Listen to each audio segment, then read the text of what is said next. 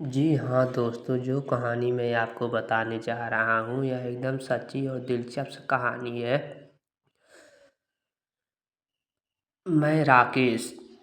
5 नवंबर 2016 की शाम को यही कोई 6:30 या 7 बजे उत्तर प्रदेश के जिला इलाहाबाद के गंगापार के गांव रामगढ़ कठोरी के रहने वाले श्याम लोदत्त विश्या मिश्रा की बेटी रेखा अपनी चचेरी बहनों राधा और श्रेया के साथ खेत से लौट रही थी। तीनों बहनें गांव के करीब पहुंची थी। उन्हीं के पास एक पल्सर मोटरसाइकिल कर रुकी। उस पर 2 लोग सवार थे। उन्होंने पहनावे और कठकंडी से लग रही थे कि उनकी उम्र ज़्यादा नहीं थी। पास के मोटरसाइकिल रोकने की 3 बहनों ने ठीक ठीक कर रुकाई और मोटरसाइकिल सवार को नहीं थे, इसीलिए उन्हें लगा कि शायद उनसे किसी घर का रास्ता पूछेगा। लेकिन रास्ता पूछने की बजाय मोटरसाइकिल के पीछे बैठा कर युवक की फिरकी को उतारा। उसके साथ एक बोतल में तीनों बहनों को कुछ समझा पाती उससे पहले उन बोतल में ढक्कन खोलकर उनमें से जो भरा उसे तीनों बहनों पर उछाल दिए। बोतल का तरल जैसे ही उनके चेहरे पर पड़ा, जलन से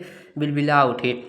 मोटरसाइकिल स्टार्ट की और युवक अपने काम कर रहे मोटरसाइकिल पर जैसे ही बैठा, मोटरसाइकिल एकदम से चल पड़ी। तीनों लड़कियां जलन से चीखने चिल्लाने लगी क्योंकि उनके चेहरे पर फेंका गया तरल पदार्थ तेजाब था।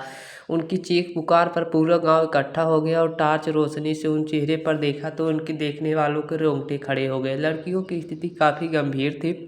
तुरंत 100 नंबर पर फ़ोन करके घटना की सूचना दी गई। सूचना मिलते ही थाना बाहरी पुलिस के अलावा पुलिस अधिकारी एम्बुलेंस के साथ गांव कठोरी आ पहुंचे। थाना प्रभारी अश्विन कुमार सिंह भदौरिया के तुरंत तीनों लड़कियों को अस्पताल भिजवाया। घटना की सूचना पाकर IAS Pratap Kumar, DIG Vijay Yadav, SP सुलभ मथुरा तीनों लड़कियों का हालचाल देखने के लिए अस्पताल पहुंचे। अधिकारियों ने पीड़ित बहनों के चेहरे पर नजर डाली तो वह देखकर आश्चर्य हो गए कि उनकी आंखें सलीलता और उनके शरीर पर जहां जहां तेजाब पड़ा था वहां की त्वचा झुलस गए थे। तीनों बहनों ने जो शाल ओढ़ रखी थी, तेजाब पहनने उनसे जगह छेद हो गए थे।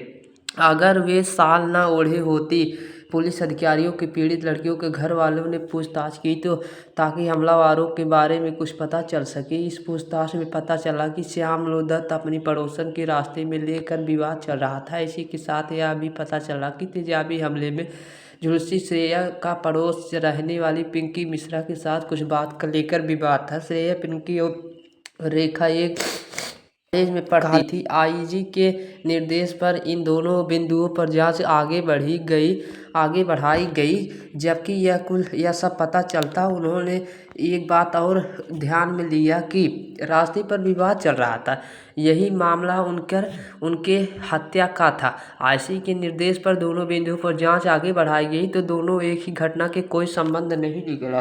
पुलिस अधिकारियों ने जेहान पर एक सवाल कौंधा रहा था कि गांव में कोई ऐसा होगा जो इन लड़कियों की हर गतिविधि पर दृष्टि जमाए रहा होगा।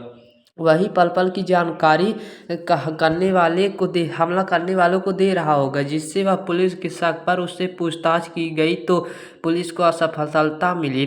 SP सुलभ माथुर ने मामले में सुलझाने के लिए इंटेलिजेंस विंग के तस्कर इंस्पेक्टर अनिरुद्ध कुमार सिंह को SI नगेश कुमार सिंह को आवश्यक निर्देश दे रखा था।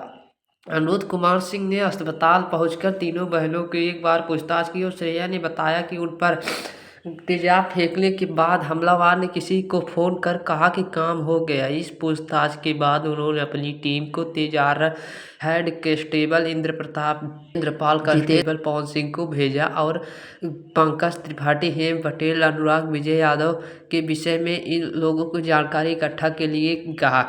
जी हाँ दोस्तों, यह कहानी इर्द गिर्द लगा दी है, मुखबरों और सतर्क कर दिए। इसके अलावा थाना प्रभारी अश्विन कुमार ने भटौली के मामले में खुलासा करने के लिए अपनी टीम के साथ लगे रहे। पुलिस वालों का मानना चल रहा था कि कहीं हमलावर प्रेम प्रसंग को लेकर तो नहीं है। हमलावर एक लड़की को निशाना बनाने आए होंगे, बाकी दोनों लड़कियों के साथ होने की वजह से चपेट में आ गई। एक बात गौर करने वाली थी कि इन दोनों राधा अपनी ससुराल मेहरापुर में कुछ दिनों पहले मायके आई थी। इस साल 11 जुलाई 2016 को उनका विवाह हुआ था। इंस्पेक्टर अनिरुद्ध बहादुर सिंह की सोच की टिक टिक होने लगी और हमलावर लड़कियों के अस्पताल में पहुंच गए। हाँ दोस्तों, ऐसे ही कहानी जानने के लिए हमारे चैनल को सब्सक्राइब करें। और फिर यह पता फिर पकड़े गए और यह पता चला कि यह एक प्रेम कहानी है। एक प्रेमिका ने उसके पति से दूसरी प्रेमिका से प्रेम कर रहे थे, तो दूसरी प्रेमिका ने उससे जलन के मारे उस दूसरी प्रेमिका के ऊपर तेजाब फेंक दिया। हाँ दोस्तों, ऐसा पता चलते हैं उसके पति ने उसे तलाक देकर वहाँ से अपने घर से ब्याह कर दिया और